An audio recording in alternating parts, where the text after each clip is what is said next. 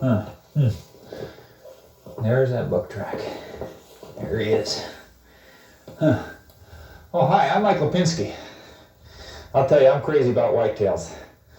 I like to write about whitetail hunting. I like to talk about whitetail hunting, but most of all, I like to get out there in the field and hunt them. I'm tracking this buck. I'm trying to figure out what he's doing. I'm no different than most Americans. There are over 26 million Americans who are avid whitetail hunters. What is it? What is it about this little deer? There are a lot more exotic animals in North America. There's giant bull elk, there's bighorn sheep, there's huge moose, agile mountain goats, fleet-footed antelope. What is it about white-tailed deer that has captured the imagination of the American sporting public? I'll tell you what I think it is. I call it the whitetail mystique. I've got a big buck right here. Big old track, dragging his legs. He's got some scrapes back there. This is a trophy animal of a lifetime. I've seen him. He's 22 inches wide, I'd say maybe 165 points. Huge, big old buck. Listen, trophy of a lifetime. There's a little hill 30 yards away. There's a house there. That's the mystique of the white-tailed buck. He is so ingenious in his habitat, and he's so cunning. You take a big old white-tailed buck, mature buck, give him 2 acres of brush with houses all around in the middle of suburbia, he could live virtually his entire life without being seen. It's just the razor-sharp instincts of a white-tailed buck. It's just an amazing thing, and it's what's captured the hearts of all of us whitetail hunters. He's accessible to the common man. There are millions upon millions right out our back door, and no matter who we are, whether we're the President of the United States, a bank president, or the common laborer, we have the ability on the weekend or after work or before work to go out there and hunt the white-tailed buck. And when we harvest that trophy animal, everybody's excited for us, because there's just that white-tail mystique. Because no matter where you live, how good do you think you are, that white-tailed buck is a match for any man. Well, listen, I've talked long enough. It's getting late. I don't want to hunt yet today. I see this white-tailed buck. What I'm trying to do is kind of figure out where he's living. I want to go up here a little bit further, see if I can find out where he bedded down.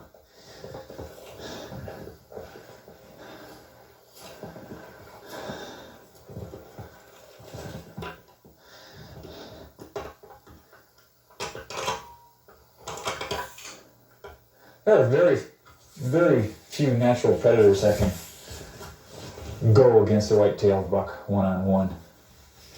One of the greatest North American predators is the mountain lion, the big wild cat. He's got the stealth of the stalk and the spring in his feet, and he has this rush on the deer that can catch him. Can you imagine anything that makes their living catching deer with their hands? The lion can do it, and the wolf can prey on the whitetail, because they pack up, and they are very fleet of foot, and they wear the animal down, and they cut around on him, and they can bring deer down. But those are the only 2 predators that can really take white-tailed deer. One of the most ill-equipped animals to take on white-tailed deer is man. We can't walk through the woods well. We're clumsy, always stumbling over something to make too much noise. We can't smell like the deer. We can't smell. We don't know where they are. Our vision isn't set up to catch that little movement like a white-tailed buck does when he sees us moving through the trees. Our hearing isn't very acute. So we're, as sportsmen in America, we're really not equipped to go out there with the hunting knife and sneak up and jump on them. We can't do that. We have one God-given gift that enables us to harvest white-tailed deer, and it's the thing that's put man right at the top, and it's his brain. We have the ability to reason, to think things out. Where animals act on instincts, we think. And it's the thinking man who gets the deer. You talk to anyone, and if you pick their brain, you'll see that they have a plan of action, a plan of attack, rather than just floating through the woods like a ghost where they can sneak up on a deer. There are 4 basic whitetail hunting methods that have proven successful through the ages. There's drive hunting, there's stand hunting, there's still hunting, and there's tree stand hunting. Now, it doesn't matter whether you're a rifle hunter or a bow hunter, these 4 methods have proven successful for both sports. Now, drive hunting is real fast-paced. There's a lot of action, a lot of fast shooting, and you learn to actually lead game with the high-powered rifle, believe it or not. There's stand hunting, using your head, figuring out where the animals are going to be and trying to be in that position. It's really exciting. It's a nice, peaceful way to do it, and you can do it a half hour before you go to work in the morning or a half hour before it gets dark after work. It's a great way to hunt. There's still hunting, called the Native American way of hunting, stalking through the woods. And it gets you in touch with nature, and it gets to pit some of those rusty natural instincts we have against the game. And it's a really exciting way to hunt. One of the most peaceful and serene ways of hunting is tree stand hunting. It's you get up above the animals, you can see everything. The world is always beautiful, and every so often you get a deer coming right underneath your tree stand, right in point blank range. It's a really exciting way to hunt. I love it. I'll tell you, why don't you just come along with me, and we'll go through all four methods. Some of my buddies and I, and we'll go hunting, try to kill deer all different ways, and we'll see what happens. And we're going to have a lot of fun. There's going to be a lot of shooting, a lot of excitement. And I'll tell you what. Let's go back to drive hunting. Let's start with drive hunting and see what happens. Let's see if I can hit something with this thing here, or if I'll talk and no trigger here.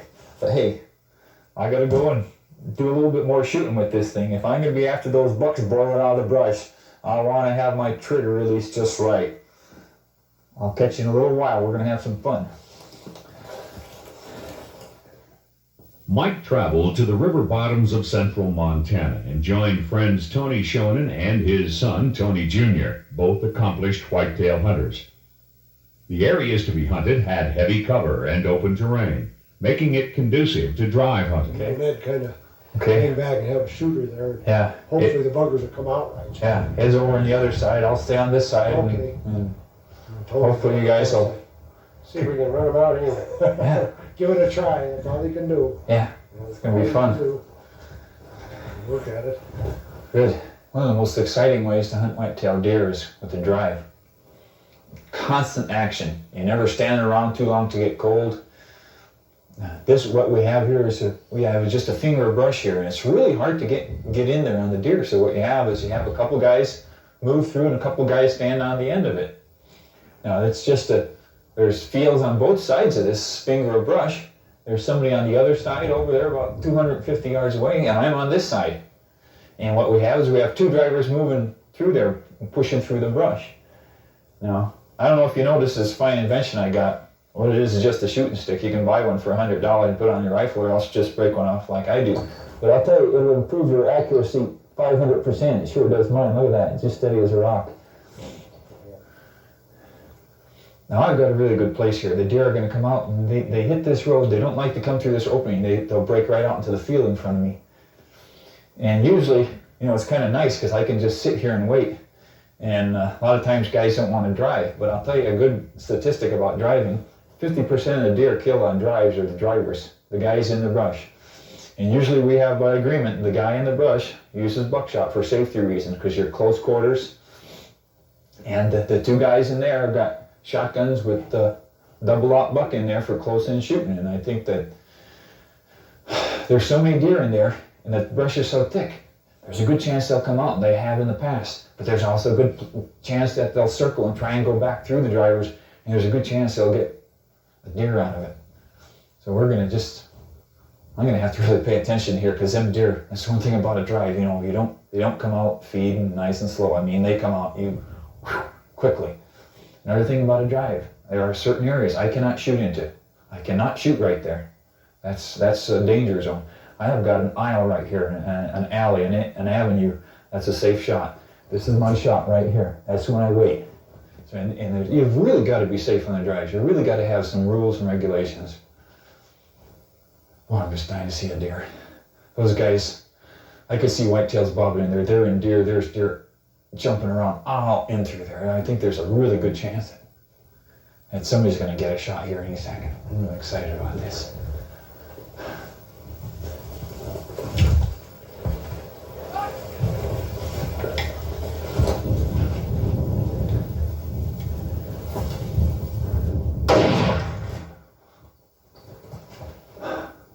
Oh, he just shot.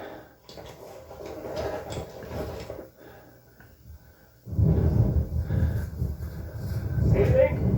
A couple of those. Did you get one? I heard you shoot. I didn't know. It wasn't me. It was Oh. Dad. I think he did get one. He did? Yeah, I think he Oh, did. right.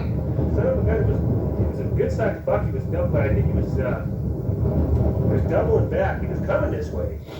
But I saw his horns turn to brush, and of course I couldn't see him enough to shoot. But he went right over, doubled back towards Dad. I'm pretty sure Dad got it because that's where the shot came from. Yeah.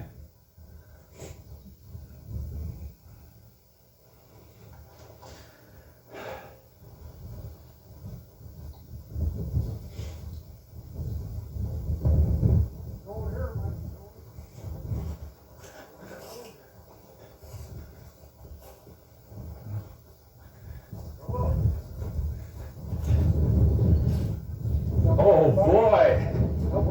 Pretty definitely Oh man! 35 yards, I'll tell It's a you. nice buck, yeah. Boy, he's a dandy. Oh, he tried to double back. You saw it, didn't you? Well, I just glimpsed him, you know, his head kind of turned like this and looked at you, then he looked at me, and then the next thing you know, because he was coming right toward Mike. And then some of them tried to double back, and I heard you shoot, but I didn't know if you hit him. Well, these doggone old buggers, they do double back. You know, they're pretty smart guys. Yeah. You don't like to go out across the open. Boy, he's a dandy. I bet he's about 120. He's about 100. With 5 points on him.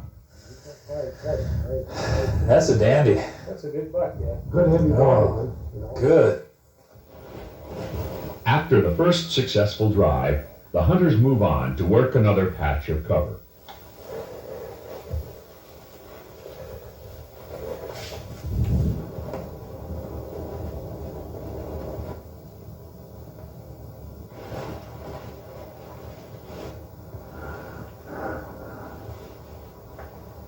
I think the wind was a little wrong, Mike, because 4 deer running this, they're going so fast I couldn't tell which ones, and then the doe and the fawn I could tell went right straight out across the field that way. I don't know if Tony saw anything or not on that, but I think the wind was wrong or some darn thing. The drive worked really good if it was a buck that took him right out of that corner, right straight at us, stopped and looked. Yeah.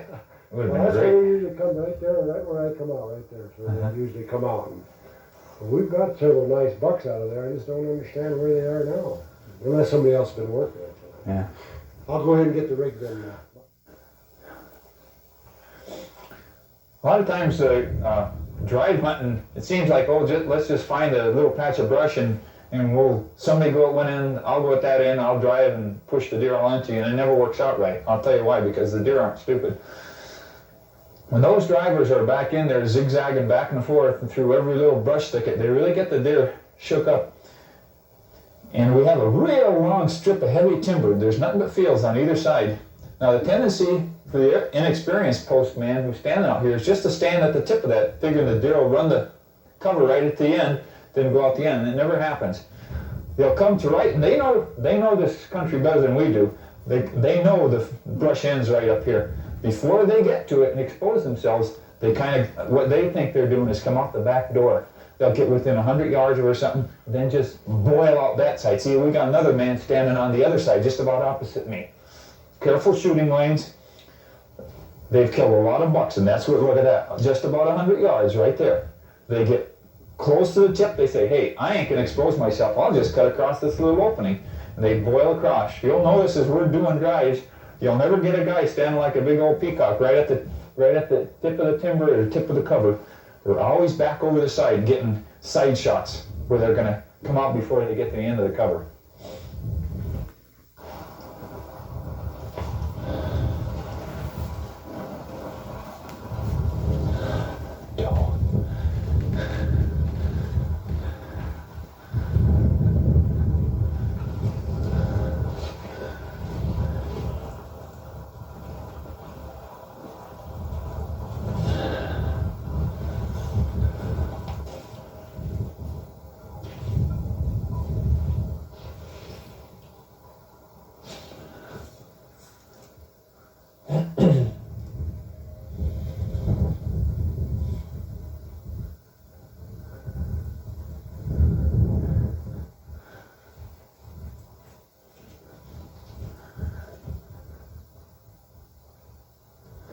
That's really neat. One thing about it, you don't get really bored on the drive hunts. You're always moving, and there's always here. Boy, that was really neat seeing those does running right at us. Just, I always think, boy, if they had antlers on them, just catching them in stride. Wow, that's really exciting because you're always seeing deers. It's real exciting, a real aggressive, fast-paced. There isn't enough hours in the day for it. Where if you're on stander, a tree stander, still hunting, seems like it takes forever. But you know, drive hunting is just real fast-paced, and it's kind of sad to see the sun go down. You really want the day to go on forever. We've been having just a real exciting time in here. Okay, now those guys they just drove this one section of brush, kicked out 3 does, and there's another section. They're going to circle around and come back. Hopefully push something right in through here again for me. Should get to see something anyway. Beautiful day to be out. Kind of blustery, just good for moving around.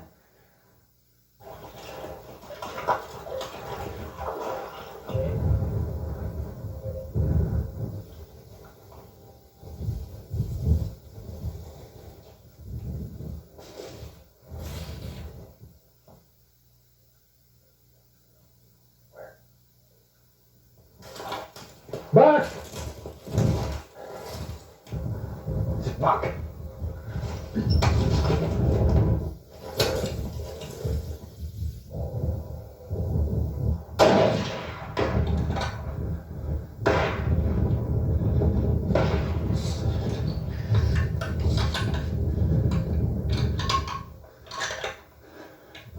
Well, that was a dandy buck, but you can see why he got to the size he is. He just wouldn't come right out in the open. He just hit this finger of brush and stayed right with it, right up until they had to break out, and then he hightailed it. And I heard Ed shooting over there. I took a couple shots at him. We're gonna go over there and see if we hit him. We gotta double check, make sure that where we were shooting, there's no sign of blood, because sometimes they'll just run off, just look great, nothing wrong with them, and then you'll find them dead. So we're gonna go over and see if we found them. Oh, Tony, I thought it was Ed shooting over there. You guys must have switched, huh? No, yeah, we switched up it. I was up on top of that stack. I couldn't, boy, he come right through that thick cover. I thought he was for sure going to run into us. It looked almost like he was hit by the time he got to this old road. He was hit. Was he? Hit the first shot. Oh, God. I watched the whole thing off of that haystack over there, but he's hit, and I shot at him. And for some reason, I couldn't hit him. I don't know why. Maybe because he was doing about 40 miles an hour, huh? Well, he was falling. I could only see his head when it popped up above this high grass over here. Yeah. But I still should have been able to hit him. Yeah.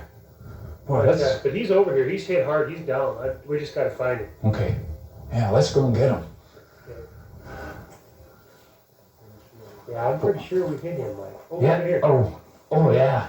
Yeah. There it is. There it is. There's some fur we blew off him and some blood. Well, not all the blood here. No. Yeah, we hit him and hit him hard. Now we got to find a blood trail. You know, when he was going out of sight, after a buck's been shot at 3 or 4 times, he should be running 40 miles an hour. And he was just like loping, like he just barely could get out of Like sight. I said, I was on top of that stack, and I could tell that he had, he was hit pretty hard because he had blood all in between, running down the inside of his legs. So there's a lot of blood here. I don't expect he's going to make it much further. I don't either, because boy, a big old wise buck like that should have been really roaring. He sure wasn't.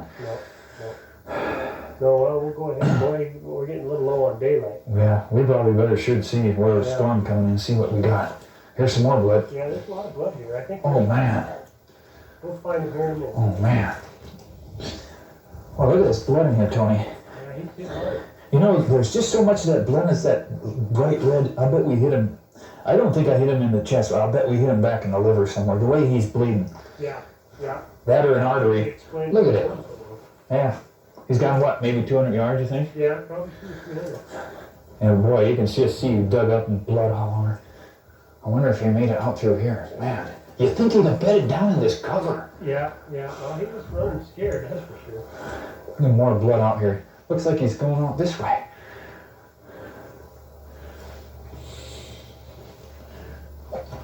There he is. Well, that's a nice buck. Yeah.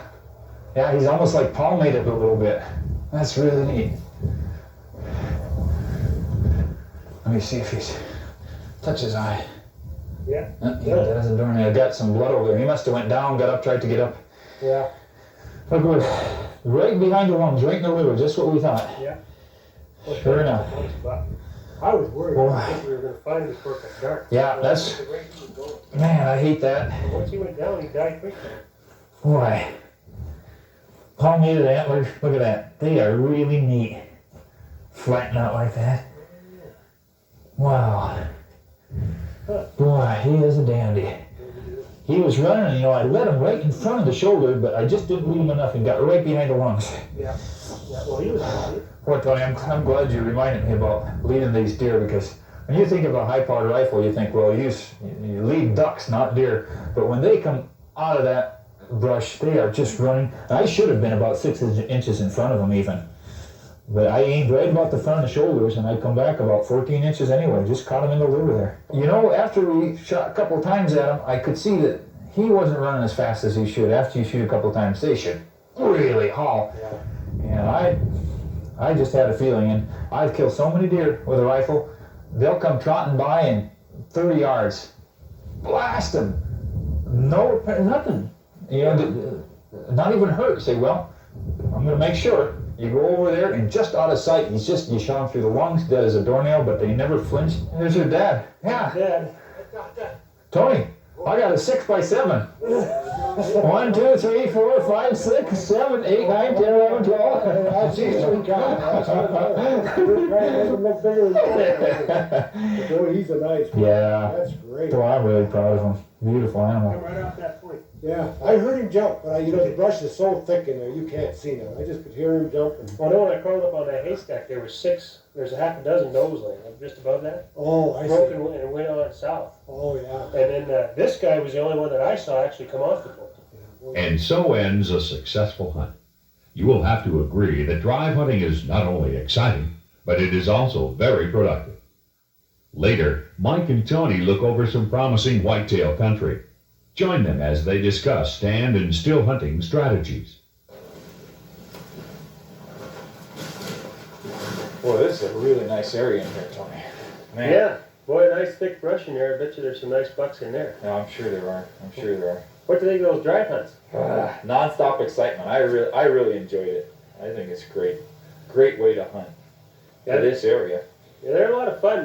That's the way I grew up. I grew up drive hunting. I never have really done much else, And but up in your country now, you got a lot of other different methods you use for stalking whitetail. I don't know. Yeah. I know that maybe some of the areas around here would apply to that. I think they would. Two of the main areas that we use up where I live is stand hunting and still hunting. Stand hunting is just it's a great way to hunt, especially when there's a lot of other hunters around. Really, what stand hunting is, some guys call it posting. Back where I come from in Pennsylvania, they had stands, and they call them posts, where you kind of stand like a post and don't make any movement, let the deer come by you. They're so historical that they had, the hickory stand, the oak stand, the big buck stand. Over the years, somebody has always stood on them because they were like along a bench where deer walk along a bench and like to look over the bench, and there'd be a hunter stand there, and they had names on them. They were so successful.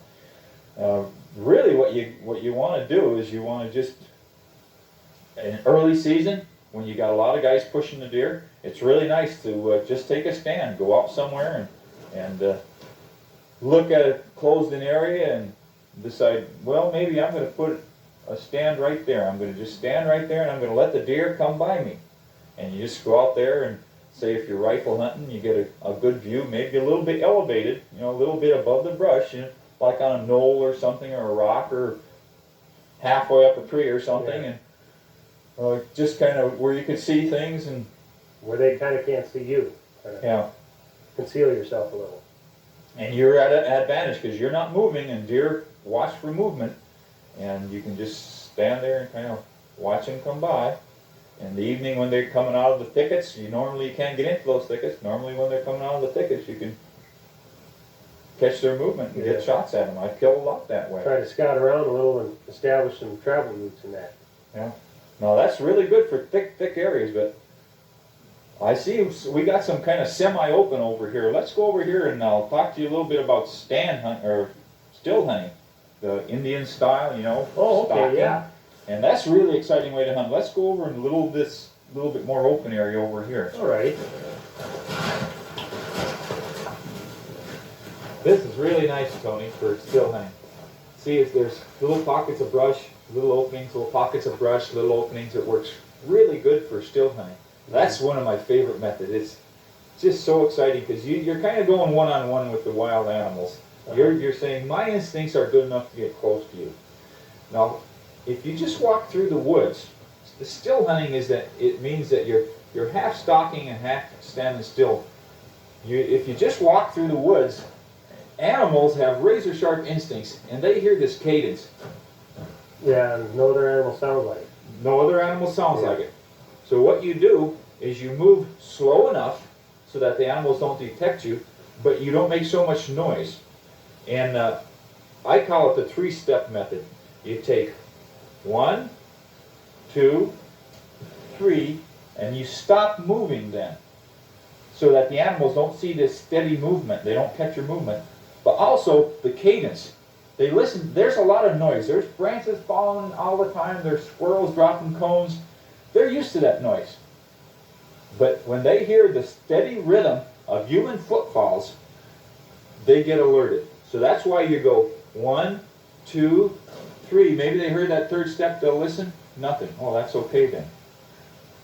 So you go 1, 2, 3, and you stop for about the time it would take to make about 3 more steps. And in that time, while you're stopped, not making any noise, you're looking around. Looking for game. And what you don't look for is you don't look for a big buck standing there. What you do is you look for little parts. Little parts of the animal. Because when you're hunting in an enclosed area, you never see the animal standing right out there. You might be looking out there and say, gee, what the heck is that? It just looks like the tip of an antler. And that's what it is. Above the brush, you can see the tip of a buck's antler. Or you might see a doe or the hump. I always see that little white hump of a deer. The little line by the white tail of a whitetail buck. And you'll say, that's got to be a deer. And you'll put some glasses up there, and sure enough, that's what it is. It's a really exciting way to hunt. So binoculars are important and to have along on a trip like that.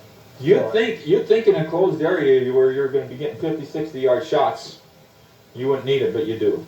You can really pick things out. Let's go. You want to go on over here and take a look? That other spot looks really good for hunting, still hunting. Let's go and take a look at it. Good. Tony decides to practice some of the stand hunting methods he and Mike discussed. On his way to the stand, he's surprised by a bull moose in his path.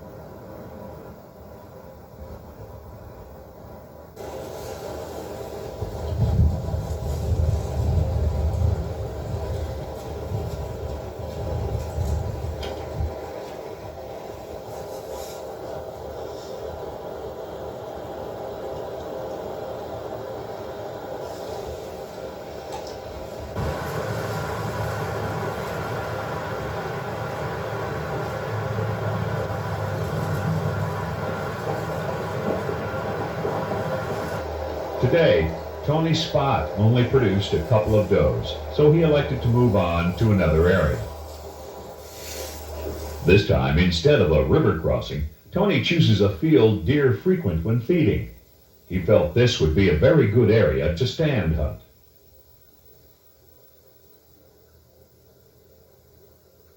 No bucks.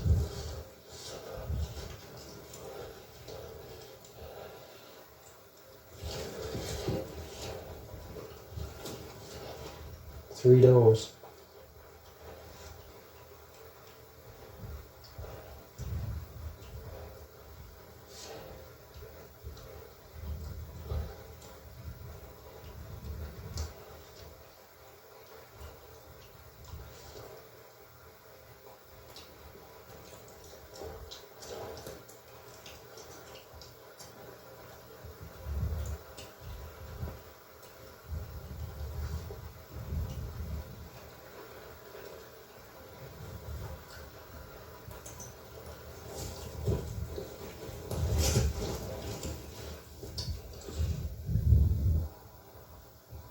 I gotta use a spike, I think.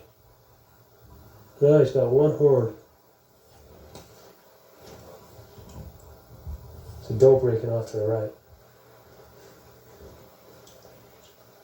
Note how this young buck doesn't even see Tony on his stand until he is almost on top of him. Yeah, he's a one-horned deer. Spiked. Definitely not what we're looking for, but we could sure get him if we wanted him.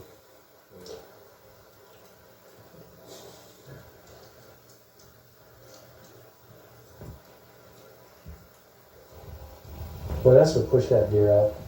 Another hunter down there, about a half mile to the west, working that thick brush. It looks like trying to still hunt or something. Must have jumped him out and ran him out to me.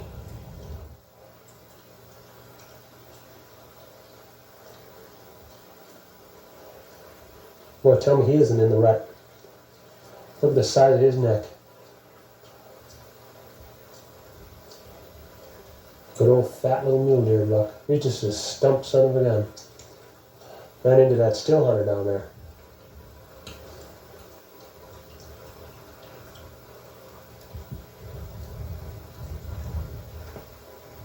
Tony's next choice is a stand in an elevated position to command a better view of a different location. This area is comprised of a large thicket bordered by a sagebrush flat located at the mouth of a big draw. Tony hopes to catch a trophy buck moving from the thicket to the draw.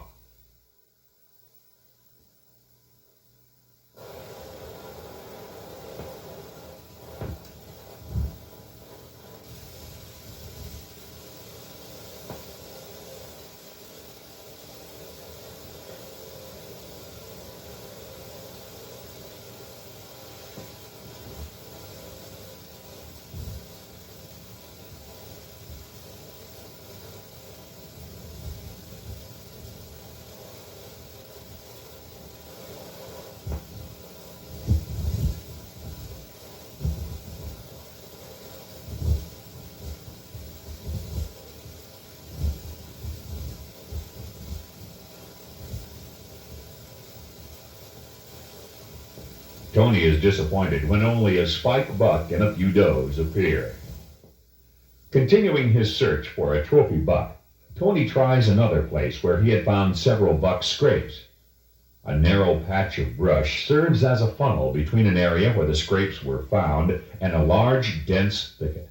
This would be a perfect ambush site. There's that buck right there, Gary. Not clear enough to get a shot at him.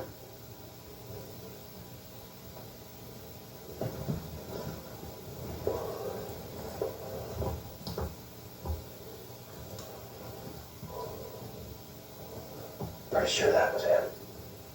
I just got a flash off his antlers, I think. Where? I can't see him.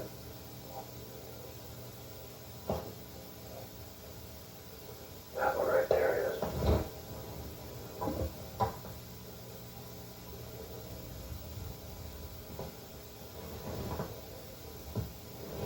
Okay. That buck comes out where that doe is. Dustin, I think. I'm not sure. In a last-ditch effort to funnel the deer to his side of the brush, Tony hung an orange hunter's vest on the edge of the opposite opening. As you will see, this strategy proved futile as a big buck wanders by the orange vest. Tony concluded another hunter was needed to effectively stand hunt this area. They might come right through here.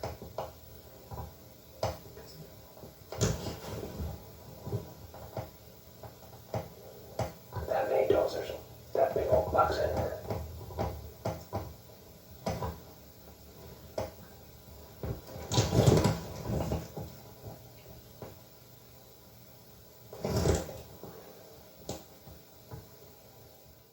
Later that week, Tony is joined by his friend and fellow whitetail hunter, Bill Nutt. Bill, I got a buddy named Mike Lipinski who we did some hunting up here last week. And we were drive hunting then. Mike does a lot of stand hunting, where you just go out in these little clearings and open fields and stuff, and just kind of set up like early morning and late evening. And he said looked like a pretty good area to try that, and I think we ought to give it a try. There's a couple of different clearings here. There's one over here where, maybe I should go sit down, and then maybe if you want to go on back over this way a little bit, there's a big patch of brush here that I know that they're probably bedded in. Okay. And so they'll jump the fence and come onto the feed here in the clearing. All right. We'll see. Mike says the method works pretty good, so we'll see how it goes. Let's give her a try. All righty. Okay. I'll see you in a All minute. righty. See ya. Well, good luck. You too.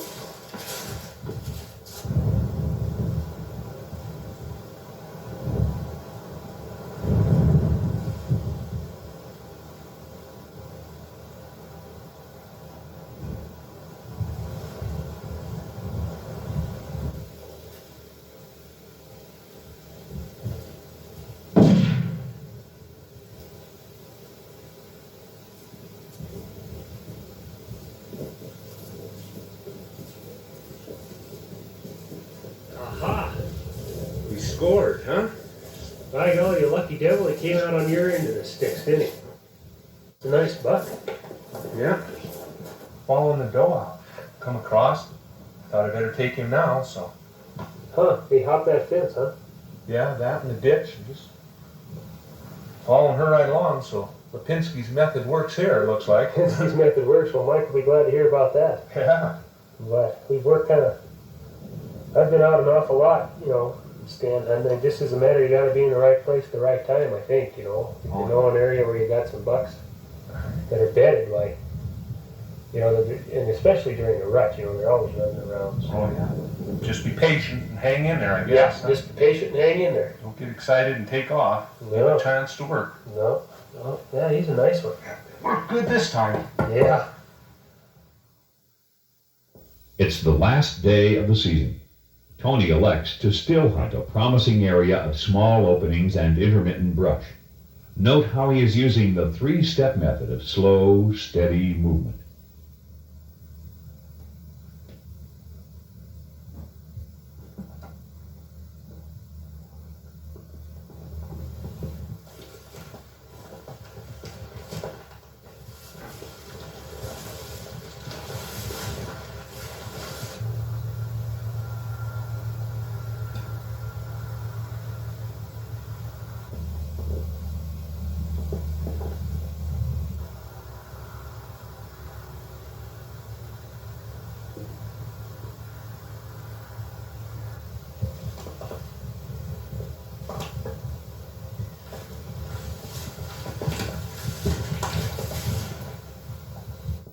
Down to the last hour of the season. That trophy buck eludes Tony, and he decides to settle for a lesser buck if the opportunity arises. Tony's quest for a trophy buck will have to wait until next year. For now, he's satisfied to take this 2.5-year-old buck in the closing hours of the season.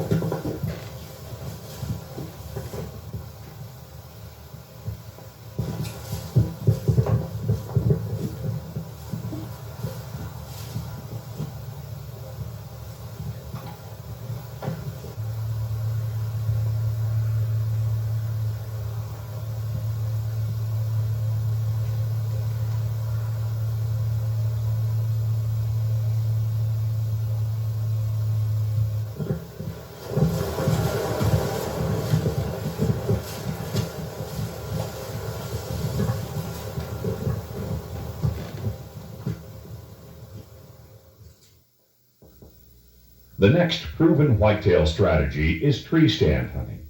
Although this method is primarily used by archers, it has also proven very successful for rifle hunters. Join accomplished whitetail bow hunter Mike Lipinski as he shares his secrets on proper tree stand placement and hunting methods. Follow along with Mike as he demonstrates these techniques with actual hunts.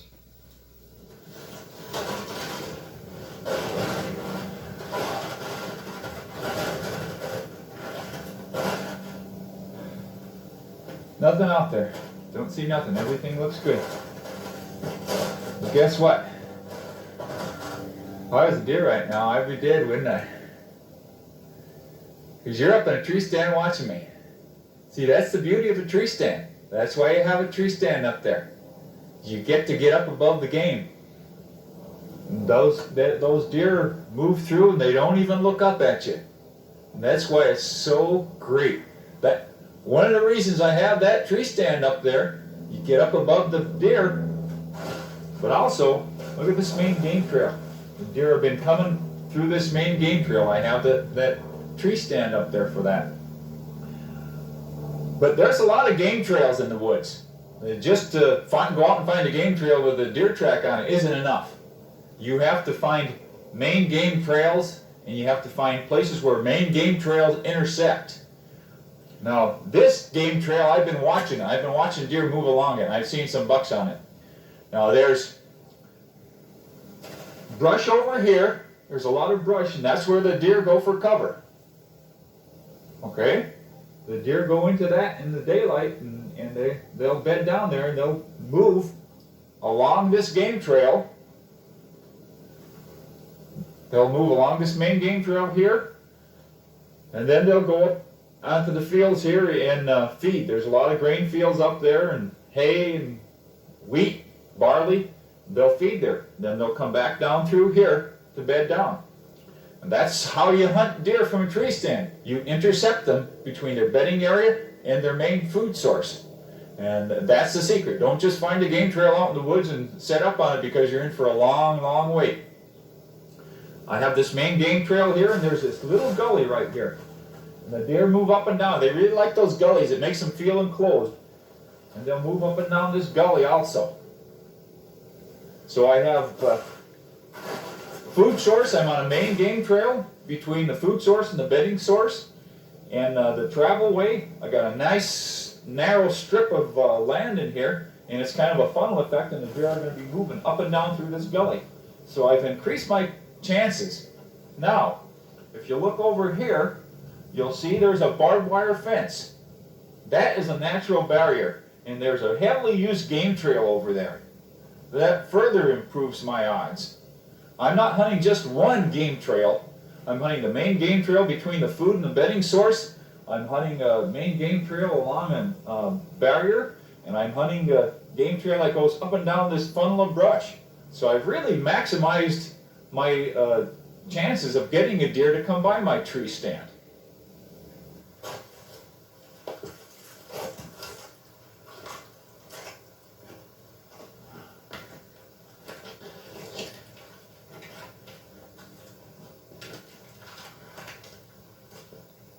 Beautiful up here. There are three main reasons why you hunt from a tree stand. Number one is scent. The scent is the great enemy of the bow hunter, because you have to get in so close to the deer, 20, 30 yards away. The slightest whiff of scent, human scent that hits deer's nostrils is going to put them into flight. So getting in a tree stand gets your scent up above the deer. And I'm about 17, 18 feet up here, and that's just about right for a tree stand. And I've had deer come totally downwind and walk right by me because my scent was carrying up. And this is kind of flat here, but if you get on a little bit of a hillside, it's even better because your scent tends to move up and away from the hillside. That's the first reason, getting your scent above the ground. The second reason is movement. Deer detect danger by their nose, but also by their eyes. If you're on the ground and you see a deer coming at 20 yards and you start doing stuff like this, he's going to detect you. But you can have a deer 20 yards away down there, And their eyes don't focus up. Their eyes kind of tend to look outward to the side and down to detect danger. You can move like this, and I've killed plenty of deer this way, right in front of them, and they won't see it. So, 2 reasons: get up above your scent up above the ground, and get your movement out of the line of the deer's vision. The third method is vision. This river bottom here where I'm hunting is choked with brush. You get down on the ground level and you can't see very well. But up here, I can see 200 yards. You get in places like Alabama, Georgia, some of those southern states, it's a tangle of brush. You can't hardly walk through it. And the brush ends about 10 or 12 feet high. You get up in a tree stand and you get right up above all of it and you can see the deer moving through. That's very important, to see them before they see you. So the 3 reasons so far now for having a tree stand: get your scent up above the deer, get your movement up above the deer, and vision, so you can see the deer coming before they see you. The 4th reason for hunting from a tree stand is aesthetics. It is just so nice to get up above the ground here, and it's nice and peaceful. You had a hard day's work. You can just sit back and relax and watch all the natural wildlife go by. Maybe a deer won't come under your stand, but a red fox will come by. There'll be squirrels, birds. It's just a real pleasurable, very soothing way to hunt. It's one of my favorites. I really enjoy it. Just get out here and relax a little bit. Just look around. Nice if you can get a deer, but even if you don't, you just feel satisfied when you're done. This is what I was looking for. This is great. You know what this is? This is a buck scrape. I told you about maximizing my efforts to get a deer, putting my tree stand in main game trail intersections between food sources and bedding areas, get my scent and my movement up above the deer's level. Those are good reasons to put a tree stand, because they'll get deer to come by you. But I don't want a deer to come by me. I want a buck to come by me. This tells me that there's a buck in the area. There's 2 ways to tell him. One is a buck rub, one is a buck scrape. In late August, early September, the buck will rub the velvet off their antlers. And they'll rub, say this, okay? And they'll rub the bark off it. That's a buck rub. And they'll continue doing that right up to the rut. They'll put a line of rubs, just keep on working, and they'll keep on putting more rubs as they get closer and closer to the rut. All that is kind of marking out their territory. Just real loose territorial area. And within that line of buck rubs, they'll put several deer scrapes like this, 3, 4, 5, 6. And when mating season comes, they'll get up above these scrapes after they make them and rub their tarsal glands on their hind legs together and urinate down over them. And they'll leave their calling card right in this buck scrape right here. Now let me tell you a story about buck scrapes. First time I read about buck scrapes, and said, oh, a rutting buck comes and visits them. See, the buck comes along every day, supposedly, and visits a buck scrape. Sees if a doe has checked it out and left her calling card, and then he goes after her to mate her. Well, I found the fresh buck scrape. I said, great, set a tree stand up there, sat there for 2 days, nothing come by. A buck scrape does not mean that a buck will be here that day. Now, I read about a study done by wildlife biologists checking on buck scrapes, and 75% of the buck scrapes were visited at night. So what I'm getting at is, just because you find a buck scrape is not enough to put a tree stand above it. However, if you have a tree stand set by a line of scrapes, boy, it's going to get hot, I'll tell you. In fact, I got a phone call from my good friend John Wozniak, and he told me about has a really hot tree stand down along the river bottom, got all the good reasons for having it in there. And upon that, overnight, there were a line of 4 buck scrapes coming right into his tree stand. And he's really excited about it. I think that we ought to go and join him and see what's going to happen here. Got a scrape there. Another scrape here. Work in this area.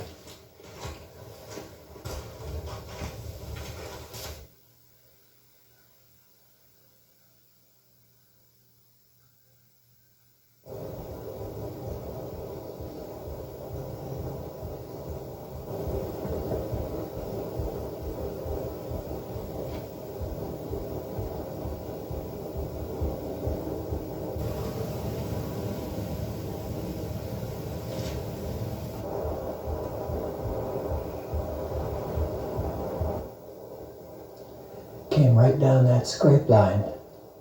I don't know why he didn't come into this rub right in front of me. It slipped right on past. Or you can sure tell the rut though is getting started. There's a doe. Over to the right. Boy, she looks really nervous. Looks like something's bothering her. Oh, there's a couple of yearlings coming in. Look, that one's got his tail up. I don't know what's the matter. Maybe there's another hunter coming from up the river. Boy, they're really alerted. Oh, one spooked. Maybe there's a hunter coming through. Darn. Oh, hold it. That buck just come back in. He's coming after those does. Look at him. Boy, maybe I'll get my shot now. Maybe he'll come back in.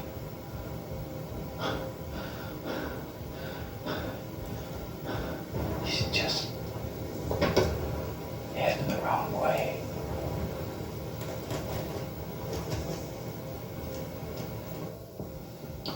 Oh, there's another buck just came in. It's a smaller buck. Look at him, he's licking a limb up above his grape. Yeah, he's a little smaller. 3-point. Oh, he's coming. He's coming in towards me. I'll take him. If I can get a shot, I'd take him.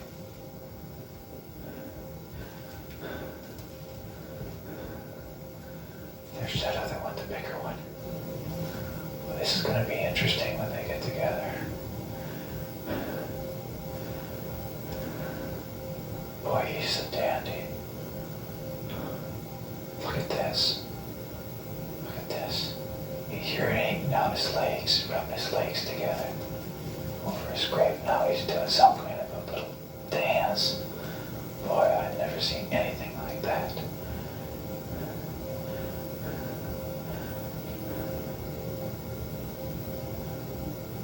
This is really unusual to have a smaller buck and a big buck together by some does when they're running. Whoops.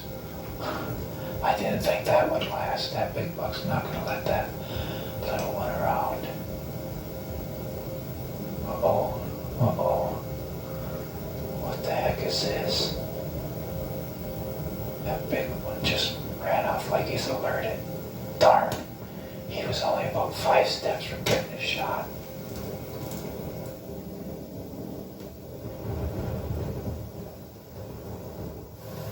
Oh, wasn't that exciting? I can't stand it any longer. I want to experience what John just went through. I want to get up in a tree stand and I want those deer to come under me without seeing me. What do you say we all go out and do some hunting? See if we can get into some deer? Maybe get some shooting with this thing, huh?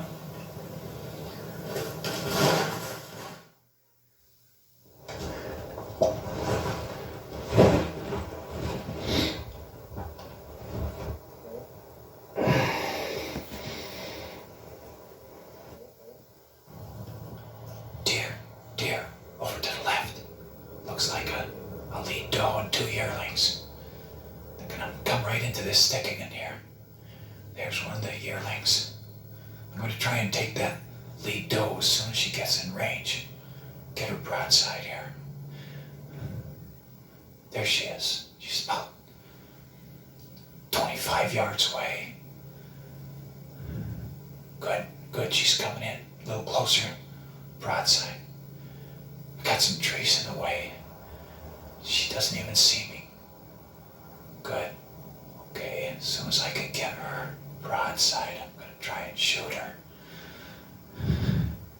Everything is just right. Here goes.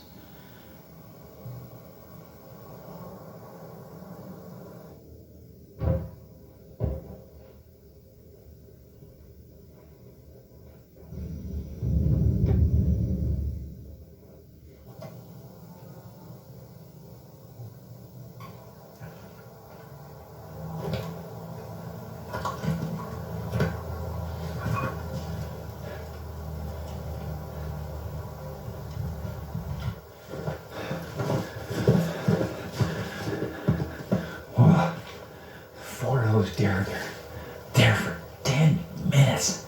This area is completely open. A couple of these poplar trees just got skinny little branches. and that one big doe had a branch right in front of her chest. I finally had to kind of crouch down from standing up, and I was able to shoot underneath that branch, and I hit her really good, right at about the last rib. I probably got the tip of the lungs and the liver too. Boy, she had really hurt. I saw her walk into a thicket over there with her tail up and everything.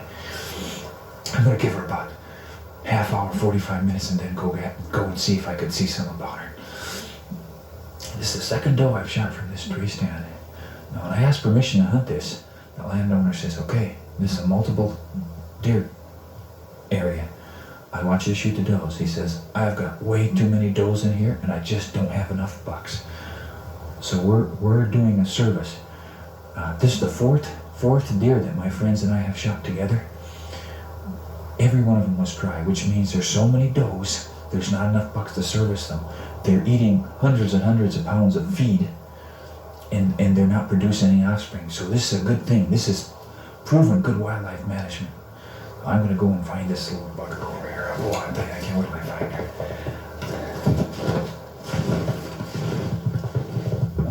There she is, there she is. I didn't think she'd go far. Oh, she's a nice one.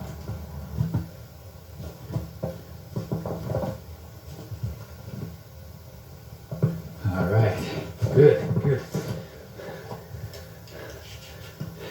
She didn't leave much blood. I could follow the tracks for a while, follow my arrow, but there's so many other deer tracks and it's this old powdery snow. Everything looks old and new at the same time. What I ended up doing is I saw which way she was running, and when the deer's hit and it's hurt, she's walking with her tail up, pretty hurt. Look for the first available cover, and that's just right what she did. Just went right to this thicket, laid down and died. And that's something important because sometimes you don't always have optimum tracking conditions. Just look for some available cover. Say, well, if I was hurt, where would I go? Right in that thicket. Mike returns to his favorite stand the following day for a try at a buck.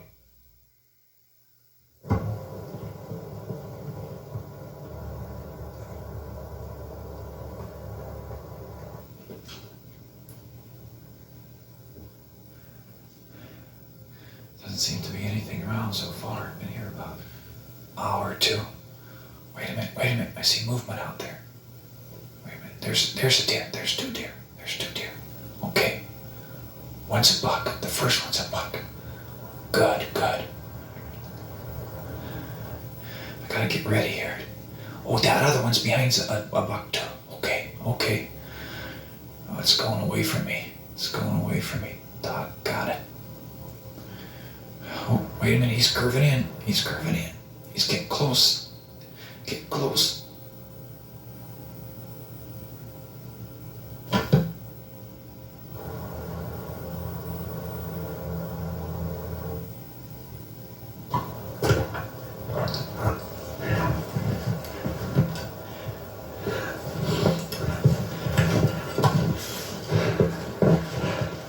That's what hunting's all about for whitetail deer from a tree stand. Those two forked horn bucks come in. That one in the lead over my way, that one hanging back. He come right around towards me. I thought he was gonna come right under the stand. Come around that one big tree and he had me made. I was just ready to start drawing. He caught me in mid-draw. I figured, this is it. Pretty good quartering shot. I just put it right behind the shoulder. Boy, it just zipped right down in there. He ran off there like he wasn't even hurt, but I see the arrow over there. It's all bloody. I think he's just right over here, to tell you the truth. Because I watched it's open all around this thicket. He never come out of the thicket. And usually, a lot of times, when they spook like that and suddenly like everything's okay, they're not running spooked, it means that they're hurting if they're just walking. I think that he's dead over there right now. I'm just gonna go over to the arrow and check things out. I'm gonna sit for about an hour after that.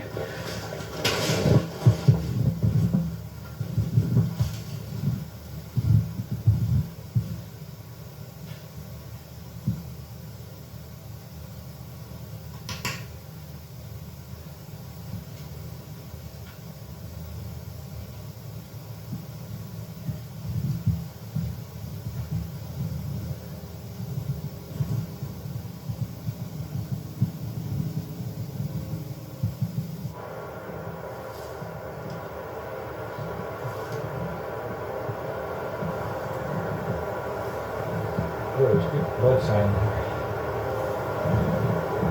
I didn't think he'd go to that thicket, but he's got on that thicket back there, and I think he's going downhill. He's dropping a bright reddish blood, almost like a liver hit. Oh, I think I see him. I knew I'd hit him good. Ah. Okay.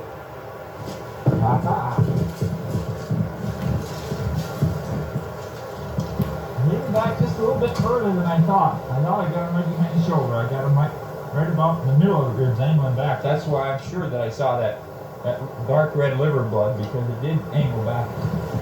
Well, he's a nice little forky.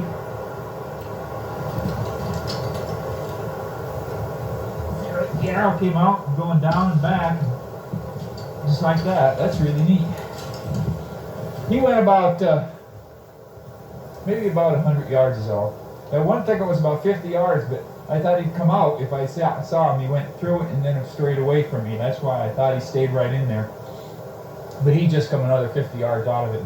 Usually when they're hurting, they'll come and look for some kind of cover like this to get under it, seclusion and hide or something. Sure enough, he's looking for the one nice thick spot in this opening here. And he's a nice one. You know, he's no trophy. You know, nothing really big, but I'll tell you, with a bow, doe, buck, whatever you can get up close, and you shoot him at 15 yards, you've done a job. I'll tell you, when you can get that close to an animal where you can see his eyelashes winking at you, to me it's a trophy. I'm really proud of him. I'm really pleased with it.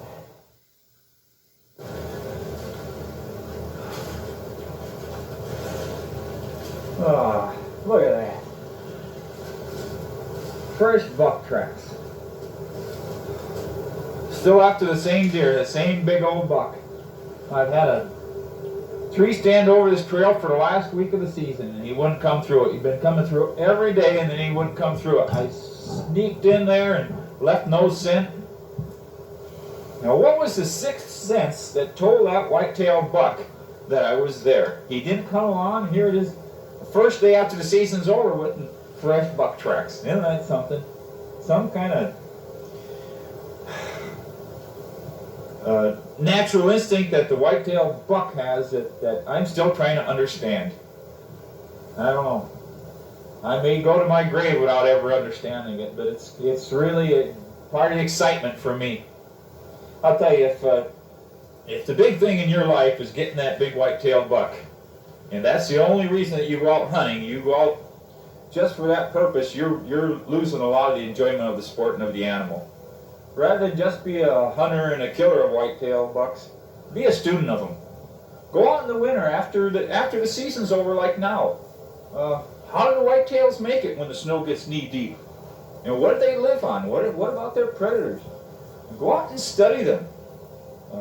Follow them through the winter, and follow them into the spring when those does have their fawns, and watch the beautiful little fawns romping around with the female. Surprisingly, a lot of guys don't know when does have fawns. They have them in late spring. Some of them think they have them over the winter. So study them a little bit. Go after the fawns are up and on their feet. Follow them into the summer when the does shed their old winter coat and have that beautiful glossy red sleek coat in the summer, and into late summer you see the bucks have grown their racks, and just beautiful, nice big racks, but they're covered with velvet, and they look so beautiful. And follow them into the first week of September, when overnight it seems like all that velvet's gone and they start getting serious, and they got beautiful polished antlers. And, hey, you're following them into fall, and you're enjoying yourself, you're understanding the animal, but you're also understanding how to hunt them. And when that season starts, you're not going to be just wandering around hoping you get lucky. You're actually going to be doing the same thing you've been doing for the last 6 or 7 months, but with a bow or a gun in your hand. You'll be a better hunter for it too. Understand, enjoy the animal, respect the animal, but I'll tell you another area you should have respect, and that's for the feeder of all these animals. It should be no surprise to you that 95% of the whitetail habitat is privately owned. It's owned by the American farmer, and that's the guy who feeds our deer, not us. So we should treat him with great respect. Ask permission before you go on private land. Close gates behind you.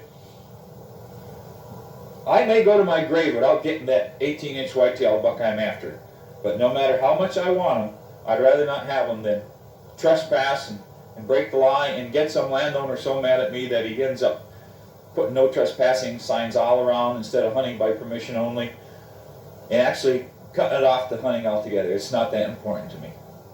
So respect the game, but respect the people who provide the game for us too.